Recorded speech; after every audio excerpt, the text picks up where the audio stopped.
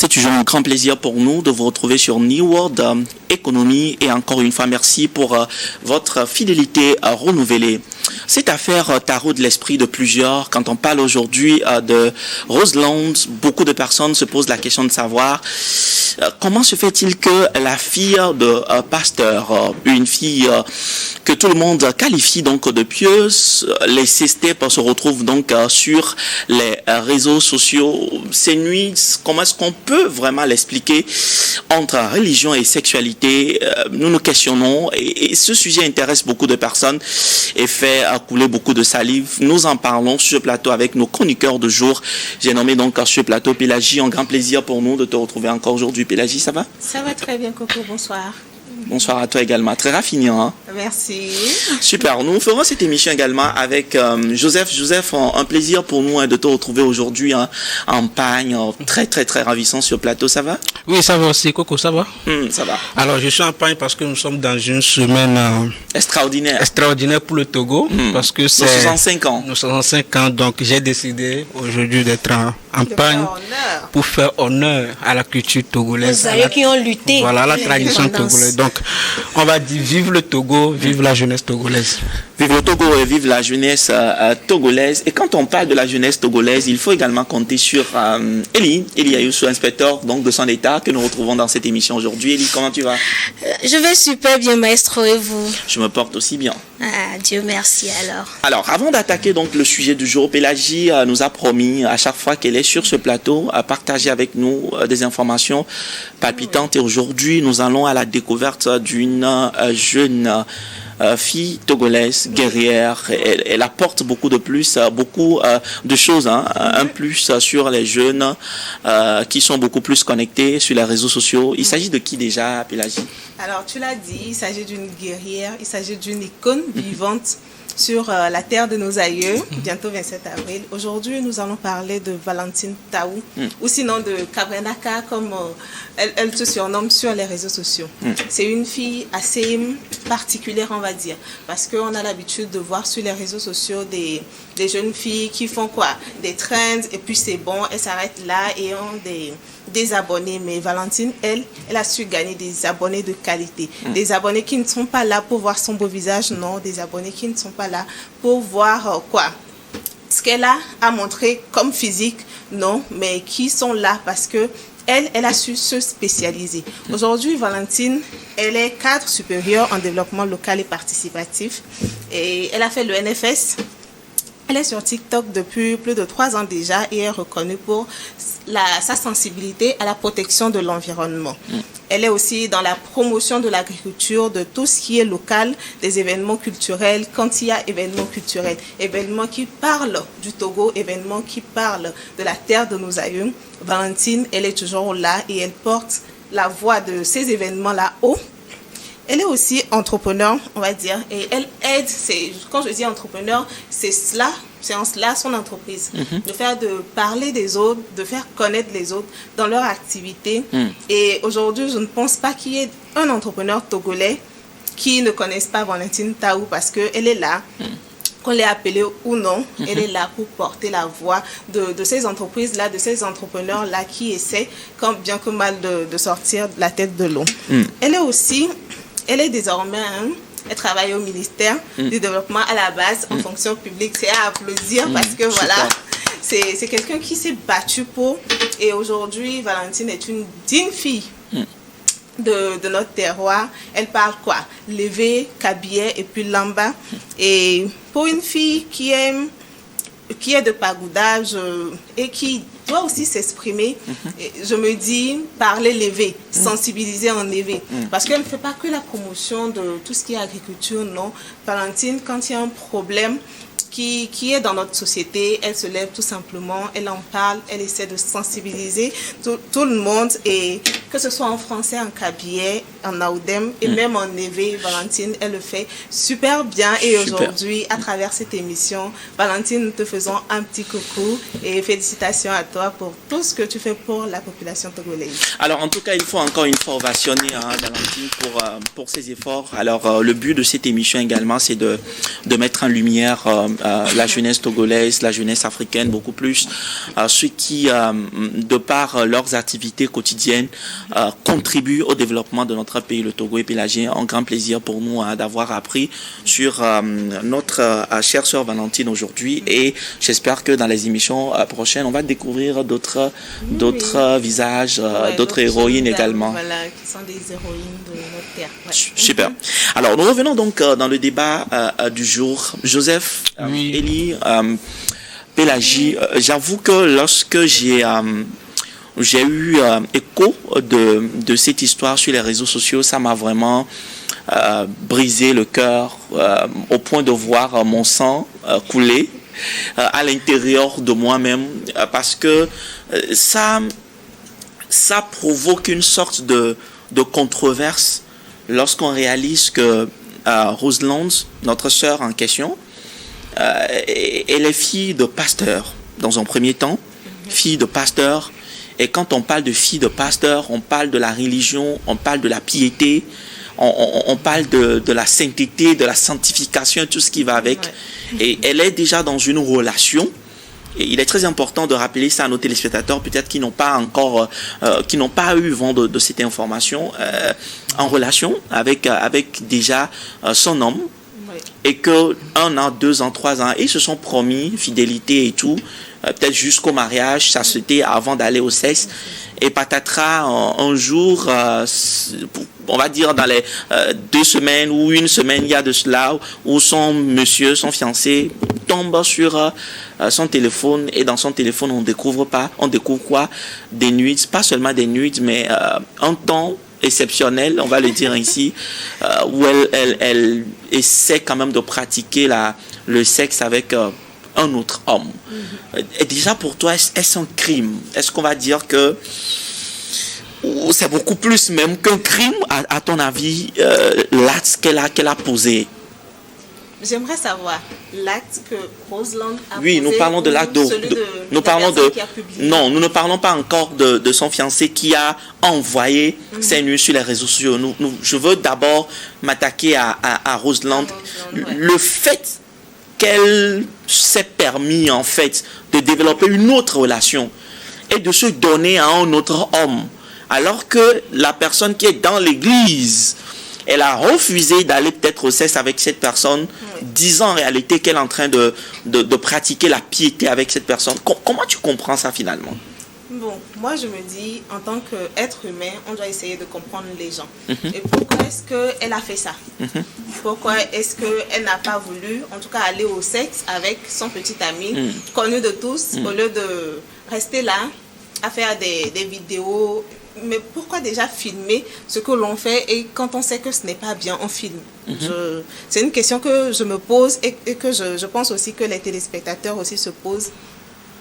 De Rosalind, je ne vais pas juger, parce que voilà, nous tous on fait des erreurs, nous tous on est quoi, pécheresses, comme on le dirait, mais pourquoi filmer quelque chose qu'on fait et on ne veut pas que cela s'écoute, que cela soit public sur les réseaux sociaux? Pélagie, avant d'aller même de parler du fait d'avoir filmé, ce qui m'intéresse déjà, c'est que l'acte posé, comment est-ce que toi tu perçois ça en fait? Ah, mais c'est Medjanani. Donc, au point Medjani. Alors, Joseph, je te laisse la parole. Pour Pélagie, c'est juste un accident et il faut le comprendre. Alors, je vais te mettre dans la posture donc, de cet homme-là qui est fiancé. Non, tu n'es même pas obligé de me mettre. Je pense que ça dit que je pense que c'est trop facile à dire. D'ailleurs, moi, je me pose, est-ce que notre soeur aime vraiment ce frère? Est-ce que Rosalind aime vraiment le frère en question? Ça te choque, toi? Bien sûr, parce que déjà, quand tu es, on va le dire comme ça, tu es en alliance avec quelqu'un, vous êtes en engagement pour quelque chose, et que dans cette marche, vous avez des choses que vous ne devez pas faire, et que toi, tu prends le temps de tricher ailleurs jusqu'à filmer. C'est comme si c'est pas pris plaisir, ce n'est pas un accident, ce n'est pas un plaisir, on va dire que c'est involontaire, jusqu'à filmer. Et on voit sur ce plateau quand Pélagie nous dit que c'est juste un accident. Non, moi je pense que ce n'est pas un accident, on ne veut même pas dire que, bon voilà, je sais que nous tous, on commet des péchés, mais je me dis, est-ce que vraiment dans cette relation, il y a l'amour? Je pense que d'abord, le débat va se tourner autour de ça. Et pour moi, si je dois répondre, je dis non. Pour toi, c'est un scandale. Ça te scandalise. Pour moi, notre soeur, désolé de le dire, mais notre soeur n'aime pas ce frère. D'abord. Elie, Oui, chef. est-ce un crime finalement pour toi ou c'est juste un accident de passage et que le chemin doit continuer? Moi, dans cette affaire, je suis un peu mitigée, je sais pas. Parce que ce qui s'est passé, il va falloir que moi, quand de tels cas se posent, j'aimerais être devant la personne, lui demander qu'est-ce qui n'a pas marché. Qu'est-ce qui t'a poussé à faire ça? Parce que quand nous rentrons un peu dans l'histoire, bon, ce qui s'est passé, c'est comme si le gars qui a publié les contenus, c'est le gars que son papa lui a trouvé en tant que pasteur. Voilà. Son fiancé. Si c'est connu de l'église. Voilà, connu de l'église. Vous savez quoi, des fois, il y a des choix que l'on impose aux gens qui ne leur sied pas. Voilà. Alors, on va peut-être aller et penser peut-être sur le plateau. On va aller calmement. Pour toi, ça peut être une imposition de choix, c'est ça? C'est ça. C'est ce que moi j'ai fini par comprendre. Peut-être la fille n'aime pas ce on va aller calmement parce que je sais que vous risquez d'être bombardé dans la deuxième partie de cette émission quand Valère et Apéfa vont se retrouver sur le plateau. Il n'y a pas de problème. On va aller. Pour toi, tu penses que déjà peut-être que c'est un choix imposé par les parents. Parce que moi quand un cas se pose, vous me connaissez, j'aime aller au fond de l'histoire parce que je ne veux pas parler juste comme ça. J'aime aller au fond. La fille a parlé. J'ai écouté ce que la fille disait pour se défendre. J'ai entendu ce que les gens publiaient pour dire que c'est pas parce que mon papa veut que j'épouse Joseph que je dois épouser Joseph. Mais vous me choquez sur le plateau. Sinon, je vais dire que tu me choques sur le plateau. Est-ce que papa a imposé un choix? Est-ce que papa l'a vraiment imposé un choix? Est-ce qu'il n'est pas assez adulte pour, à un moment donné, dire ce n'est pas ce que je veux? Maintenant, deuxièmement, est-ce que le fait que papa peut-être t'a proposé une personne explique le fait que tu ailles écarter? Excusez-moi, sur le plateau, je voudrais vraiment être très strict dans cette émission. Aller écarter ses jambes ailleurs.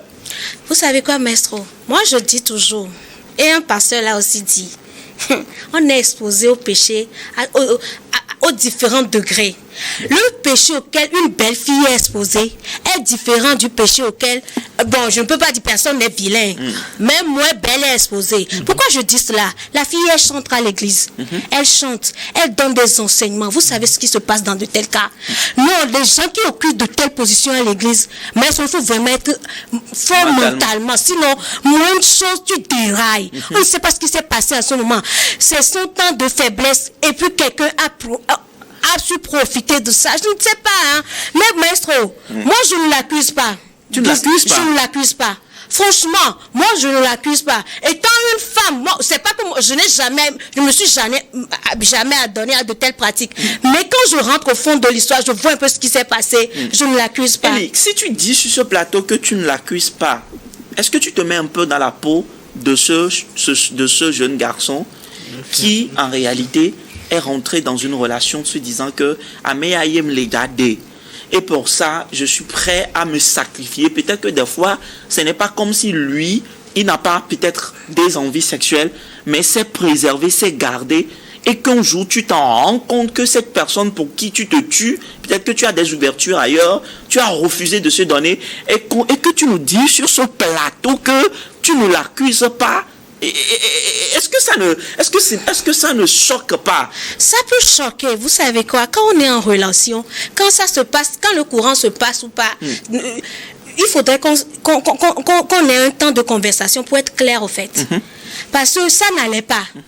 Vous êtes là un an ou deux. Et puis moi, dans les conversations, qu'est-ce que j'ai eu à écouter pour dire que le gars, même des fois, l'envie monte au point où il se plaint, il se dit, mais qu'est-ce qui se passe? Vous voyez un peu. Pour dire que si mais la fille refuse toujours. La fille refusait mais toujours. Mais en même temps, dehors, elle se satisfait ailleurs.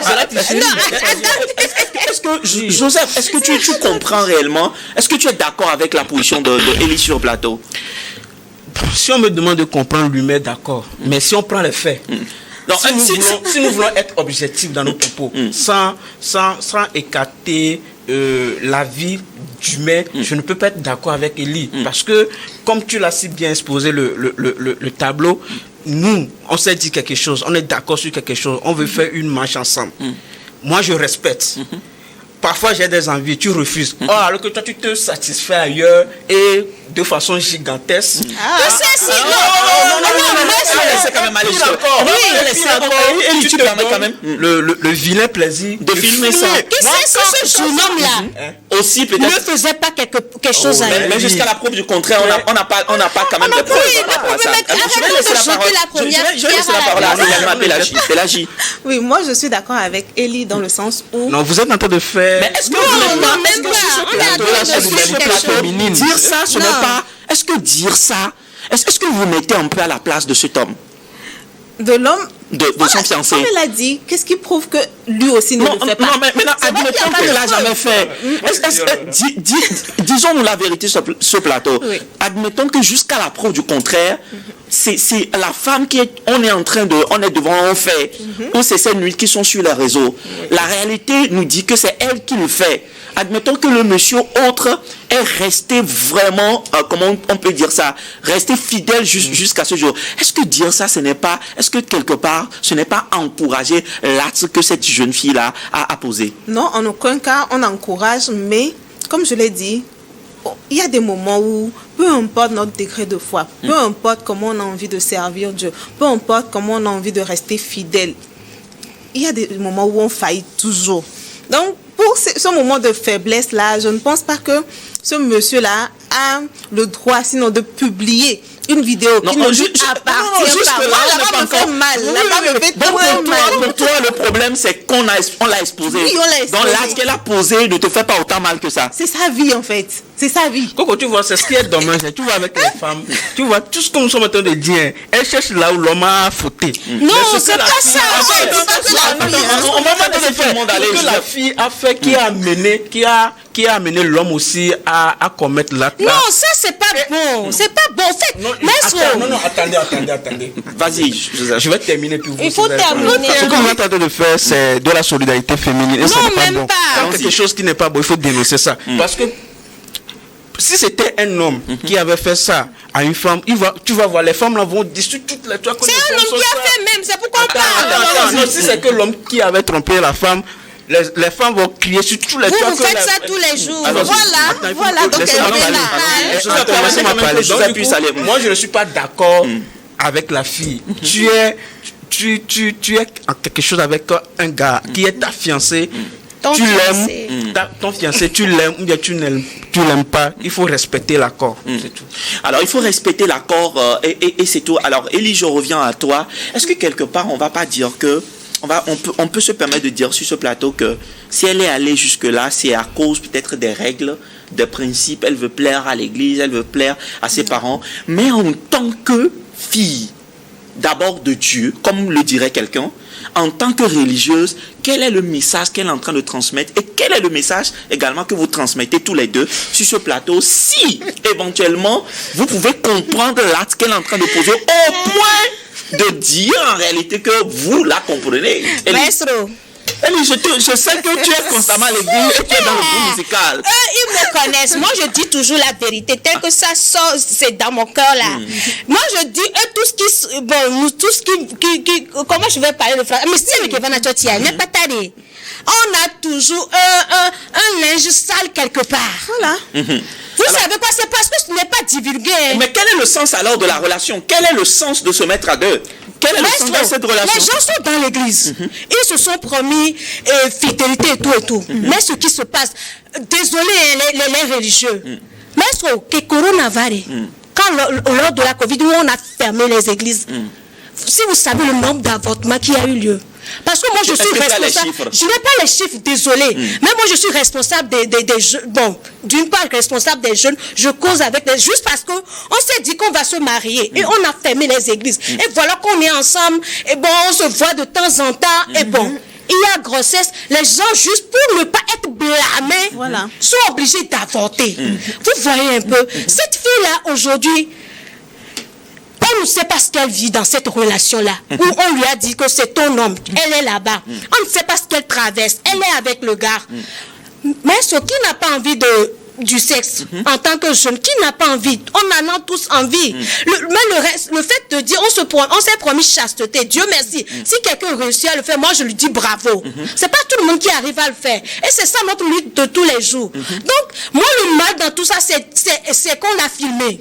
Si c'était pas filmé, pour toi il n'y a pas de problème, pour toi c'est pas comme si tu acceptes, mais tu peux comprendre. Je peux comprendre parfaitement. Alors je vais poser la toute dernière question sur Platon, avant de faire venir la deuxième équipe qui va également se prononcer sur ce sujet. Alors Pélagie, tout droit devant la caméra qui nous suit, en tant que, on va dire, un chrétien sur ce plateau, quel est le message que cette fille est en train de transmettre?